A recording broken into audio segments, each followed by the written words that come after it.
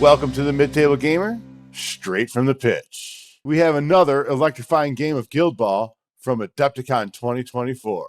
In today's face-off, we witness a clash of tactics and tenacity as the cunning Corbelli leads his team against the formidable Corsair. Just a quick rundown of today's lineups. The receiving team is led by Corbelli and Wrecker. We have Brick, Vet, Chisel, Granite, and Tower. On the kicking side, we have Corsair, Tentacles, Knuckles, Kraken, Grayscales, and Vet Sakana. I typically run into a lot of problems when I face Corbelli, between Corbelli and Flint scoring all those goals and the rest of the team being in my face so fast. I thought this time I'd come up with a different game plan, and that would be throw Corsair into him and push him off the pitch. So the most important part of this plan is probably to have to hide this ball. I have to hide it on Tentacles or Knuckles and keep him surrounded by my 2-inch reach models. I was very surprised to see him pick Brick instead of Flint. So let's see how this works, huh? I line up heavy to my left. I have Corsair kicking with Grayscales and Sakana ready for ball retrieval. With me lined up this way, my opponent feels he doesn't need to spread out at all, keeping everybody tight together for a nice little bump from Wrecker. I kick it short so that only 2 options won't make it across. Looking for 2 inches to the 1, ideally. I roll 4 inches to the 2. That works for me. No need for a reroll. Here's some quick influence. Let's get on with it. Okay, Wrecker's going to start the game off. He's going to take a sprint and bump everyone forward. I think that's the only way that the Masons can reach this ball. I activate Vet Sakana, put Bag of Coffers on Tentacles. Maybe I can get a blind off onto somebody that he pushes forward without activating, and then just jog him forward. The only one that can reach the ball at the moment is Brick. So he's going to sprint forward to get that ball, put up Fulcrum, declare a pass, and have Tower dodge forward. He'll pass to Granite and bank that momentum. I line up for a drag on Tower. I jog forward, and only needing a 3 on 2 dice, I pull it off, keeping him out of 1 inch so he doesn't get that free poise from Fulcrum. I make an attack on him and get my momentous knockdown. Do another attack. It's a momentous 2-inch push, and then another attack for a momentous 2-inch push. And that would be Corsair done. Granite's going to go next. She's going to declare a pass, and Corbelli will take the making space dodge. And then she will pass to Corbelli. Bank that momentum. Sprint forward and put up her rough ground aura. I choose to activate Knuckles. Knuckles is going to take a jog forward towards Tower and have Tentacles tag along. We get 3 attacks into him, so the first one's going to do a momentous double push, then a momentous double push, and then a momentous double push. I'm really starting to build up a pile of momentum. My opponent wants to score with Chisel. So he measures everything out. It's definitely doable. If he scores with Chisel, I'm going to be so mad. So Corbelli activates. He dummy passes on Chisel. She dodges her 4 inches. He declares a pass, having Chisel make space, dodging another 4 inches. Passes the ball to her, allowing her to dodge another 4 inches. Corbelli does a sprint and acrobats into snapshot position and then ends his turn. Here, you'll see me make probably one of the dumbest moves I've ever made in the game of Guild Ball. I jog Tentacles to within 6 inches of Corbelli and blind him. Blind him. Why? I don't know. He's already activated. He's less of a snapshot turret now, but he's not going to be used as a snapshot turret. Tower is over there waiting to be blinded. I just really do not know what I was thinking here.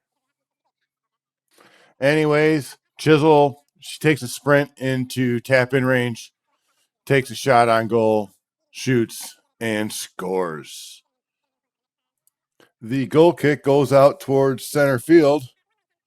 Not quite where I wanted it. So Grayscales, he's going to have to, where did they go to get out of engagement of Corbelli? Either take a jog, drop in the ball to Tentacles. I probably could have gotten it all the way over to Knuckles if I would have measured that out. But I dropped it to Tentacles, who's way out of position because of that silly activation of his. Tower's going to spend a momentum to clear his conditions and walk as far away from the table's edge as possible, trying to make it as hard for me to push him off as I can. Then he's going to buy an attack into Kraken and get a momentous push, and pushes Kraken towards the table's edge and follows up. Knuckles will then lightning reflex right towards him, and then Tower uses heroic and puts up sturdy, so I can't knock him down. It's Kraken's turn. Kraken's going to jog to just be within an inch of Tower. He's going to attack Tower and get a momentous double push. Attack him 2 more times, getting a momentous double push, leaving Tower within an inch of the edge to be pushed off next turn. So that's going to be the end of the turn. Scores 4-0. I'm leading the momentum race 8-0. I play give 110% for that extra 2 influence. My opponent plays never say die. He'll get 2 momentum for every time one of his models gets taken out. I win and elect to go first. Some quick influence. Let's start turn 2. Kraken's up first. He's going to buy an attack in the Tower, get a momentous double push, knock him off the pitch, and get the takeout. Jog up within 6 inches of Brick and throw a drag his way. The Masons player is now pretty much forced to activate Brick. So Brick is going to buy an attack into Kraken. He's going to get the momentous knockdown, buy another attack. That'll get the 2-inch push he was looking for with the knockback. And that throws Kraken off the pitch. Brick is then going to jog around to the other side of Corsair. He's going to put up Fulcrum, then buy an attack into Corsair. He's going to get the push and use knockback. This is where I'm unsure if I can use my lightning reflexes. He knocked back and took a dodge, but elected to dodge 0. But he still took the dodge. Not wanting to get into it, I just elected not to take my lightning reflexes here. I don't know. My counterattack knocks Brick down. I activate Corsair next. He's just going to take a jog and then use his legendary to pull both Brick and Granite into him. I attack Granite since Brick has now got 3 armor on him. So I attack Granite and completely miss. She gets her free poised attack and gets a push. Instead of pushing me away, she pushes me up into Brick so I can't drag her closer to the edge. So since she's still within 2 inches of Corsair, Corsair buys an attack into her, gets 1 damage and a 1-inch push.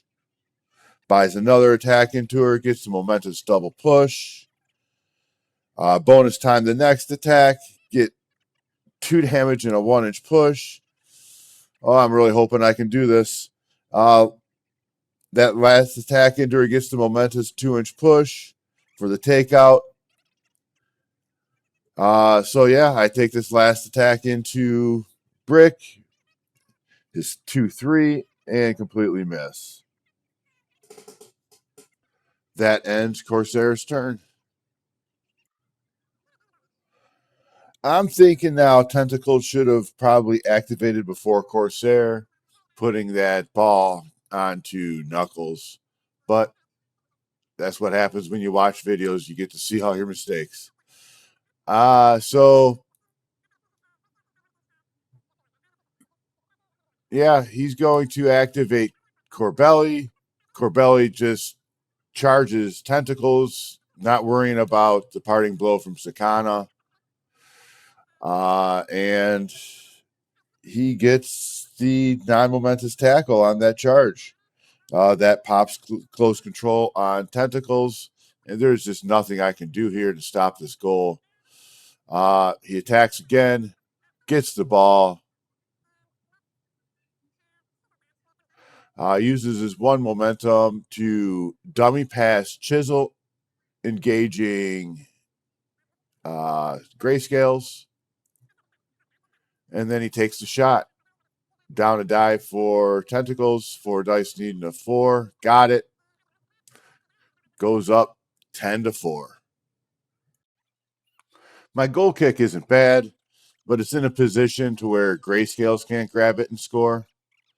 So I activate Knuckles. I jog to grab the ball. Pass the ball to Grayscales, who takes his 4-inch dodge. And then I start buying attacks into Brick. I'm going to get a momentous push and a momentous 2-inch push. With my back up against the wall, I need to figure something out. I need 2 goals before he gets 1 takeout. Ugh. Okay, Chisel goes. She's going to take the parting blow from Sakana because his parting blow is nothing. Takes 1 damage.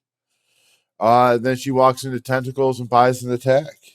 She gets a momentous 2 damage.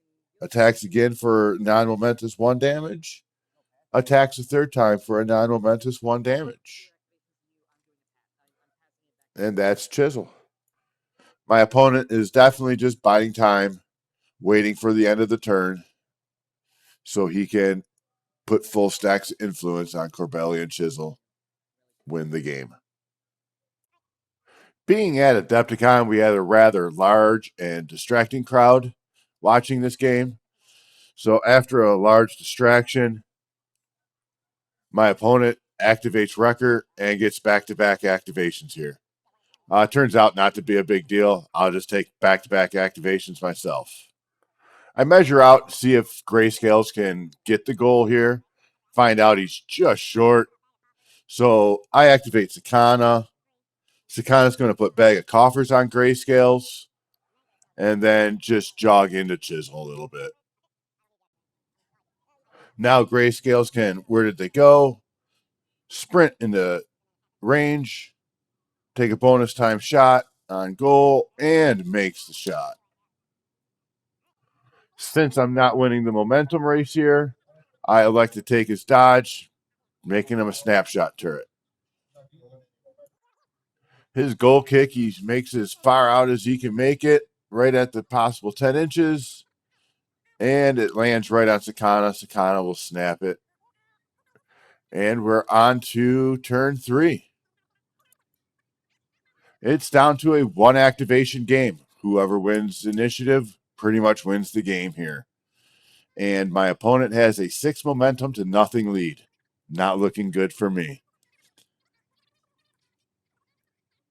I obviously lose initiative here, and my opponent goes first. He gives all of his squaddies +1 tack, and I give Brick -1 tack. I don't think any of that's really going to come much into play here, but let's go on anyways. Okay, let's pass out some quick influence and start turn 3. Okay, turn 3. It's going to be Corbelli. Was there any doubt? He's going to dummy pass Chisel into a gang up on Sakana. Jog into base to base with Sakana taking the parting blow from Tentacles, which is nothing, just 1 damage. He's going to attack Sakana, get the momentous tackle. Attack Sakana again for a momentous 2 damage. There's his bonus time shot. Attack Sakana one more time for another momentous 2 damage. And now the bonus time shot shoots, scores because it's Corbelli. He never misses. And that's a good game. I really think that turn 1, activating tentacles and blinding Corbelli really was what started me losing the game when I should have protected that ball instead. So yeah, a couple of crucial mistakes, but otherwise it was close. I hope you guys enjoyed this and see you next time.